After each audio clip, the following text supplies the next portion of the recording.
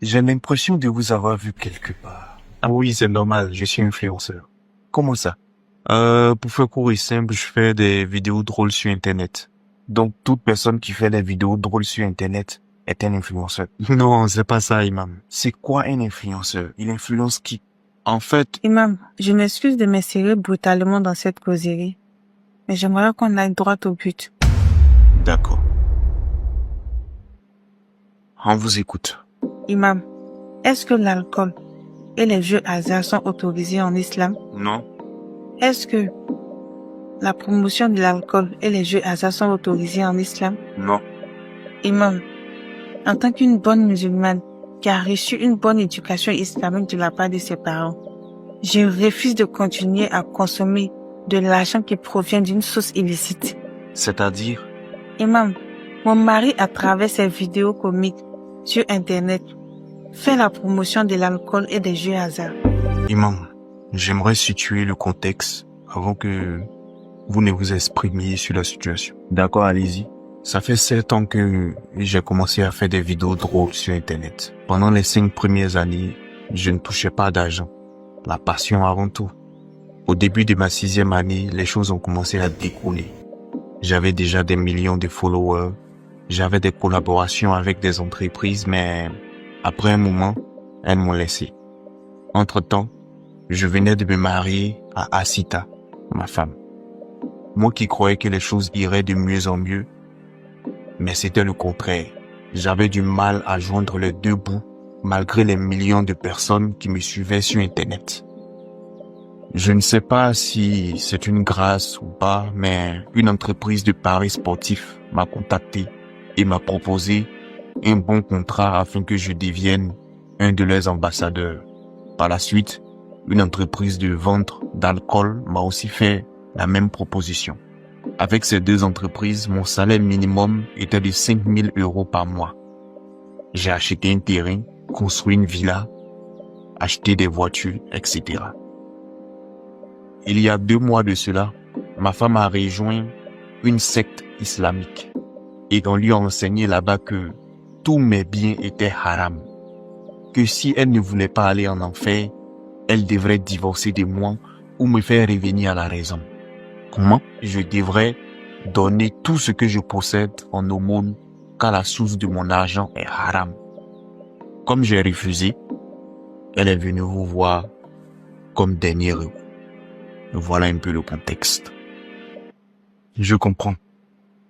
Connaissez-vous l'expression « l'argent n'a pas d'odeur » ? Oui, Cette expression signifie que l'origine de l'argent importe peu. Tant qu'on le possède, c'est le plus important, n'est-ce pas?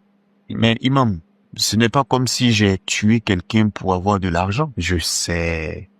Vous vous dites que c'est juste de la publicité pour entreprise, n'est-ce pas? Oui, imam, moi je ne joue pas au jeu hasard, je ne bois pas l'alcool. Je fais juste... Vous faites juste de la publicité. J'ai compris. C'est comme si vous disiez à la police, monsieur l'agent, je ne fume pas la drogue, je ne suis qu'un vendeur. Vous serez condamné, n'est-ce pas? Et votre condamnation sera plus longue que celle de celui qui ne fait que consommer. Vous savez pourquoi? Parce qu'à travers vous, beaucoup de gens vont consommer. C'est un peu dans ce sens que le messager d'Allah, que la paix soit sur lui, a dit, dans un hadith rapporté par le Sahih Muslim, celui qui incite au bien aura la récompense de celui qui le fait, et celui qui incite au mal portera la charge de celui qui le fait, sans que cela ne diminue en rien les mérites ou les péchés des acteurs respectifs. Il dit encore, un homme aux cheveux hirsutes, couvert de poussière, lève les mains vers le ciel et dit, ô Seigneur, alors que sa nourriture est illicite, sa boisson est illicite, ses vêtements sont illicites. Comment sera-t-il exaucé? Dans Surat Al-Mahida, Surat 5, verset 90, Dieu dit, ô les croyants, le vin, les jeux de hasard, les pierres dressées, les flèches divinatoires ne sont qu'une abomination, œuvre du diable. Écartez-vous-en afin que vous réussissiez. Monsieur Sidibé, Déjà, j'aimerais que vous reconnaissiez que votre argent provient de sources illicites. Quand vous partez à l'hôpital et que le médecin, après avoir minutieusement fait son analyse, vous dit que vous avez telle maladie, et vous, en tant que patient, vous dites non, il y a problème. Parce que la première étape pour être guéri d'une maladie, c'est l'acceptation. D'accord, imam, je le reconnais. Maintenant, on va passer à la résolution du problème. Imam, si c'est pour me dire de me séparer de tous mes biens parce qu'ils sont haram, c'est peine perdue. Je préfère vous dire en même temps. Oui, c'est une solution, la plus radicale d'ailleurs, mais elle n'est pas adaptée à vous, à votre foi. Parce que la foi, c'est comme de l'argent. Plus tu as de l'argent, plus tu peux te permettre de faire des achats. De même, plus tu as la foi, plus tu peux te permettre de faire des actions incroyables. Je vois. Savez-vous comment l'alcool a été interdit par Allah dans le Coran? Non. Je vous explique. L'alcool faisait partie de la culture de l'Arabie pré-islamique et interdire soudainement sa consommation aurait pu être difficile à accepter pour les croyants.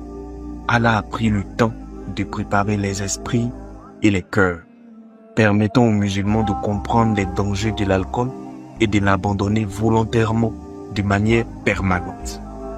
Surat Al-Baqarah, Surat 2, verset 219, Allah dit: il t'interroge sur le vin et les jeux de hasard. Dis, dans les deux, il y a un grand péché et des avantages pour les gens. Mais leur péché est plus grand que leur avantage. En ce moment, l'alcool et les jeux de hasard n'étaient pas encore interdits. Donc les musulmans pouvaient s'y adonner. Ensuite, Allah dit dans la sourate An-Nisa, sourate 4, verset 43. Ô les croyants, n'approchez pas de la prière alors que vous êtes en état d'ivresse, jusqu'à ce que vous compreniez ce que vous dites. C'est-à-dire en ce temps, tu pouvais boire de l'alcool, mais c'était interdit lorsque tu étais sur le point d'aller faire la prière. Ok? Ensuite, Allah dit dans la sourate Al-Maïda, sourate 5, verset 90 à 91. Oh les croyants, le vin, les jeux de hasard, les pierres dressées, les flèches divinatoires ne sont qu'une abomination, œuvre du diable. Écartez-vous-en afin que vous réussissiez. Le diable ne veut que jeter parmi vous, à travers le vin et les jeux de hasard, l'inimitié et la haine, et vous détournez d'invoquer Allah et de la prière. Allez-vous donc y mettre fin?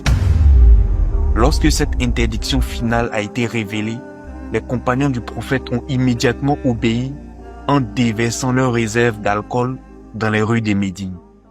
Je vois. Vous voulez que j'applique la même méthode? Oui. Mais comment? C'est simple.